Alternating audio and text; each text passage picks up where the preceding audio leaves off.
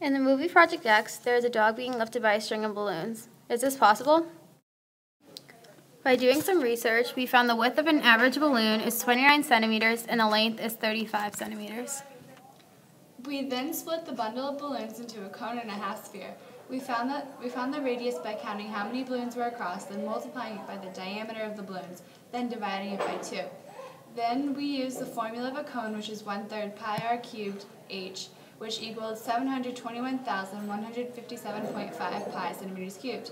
Then we found the volume of a half sphere, 1/2 4/3 pi r cubed, which equals 697,118.9 pi centimeters cubed. Then we added the volumes together and got 1,448,276.4 pi centimeters cubed.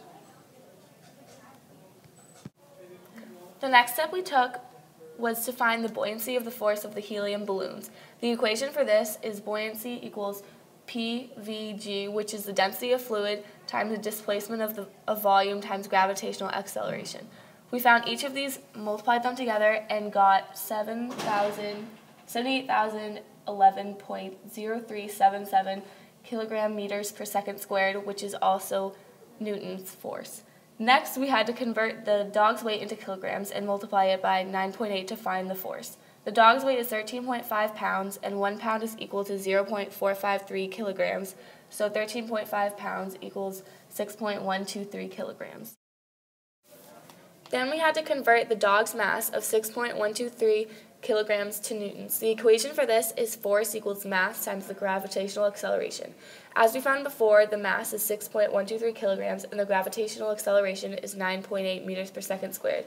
We multiplied this together to get a force of 60.0054 newtons. We then drew a free body diagram of the dog and the balloons with the normal force pulling up with the 78,011.037 newtons of the balloons and the force due to gravity of 60.0054 newtons of the dog.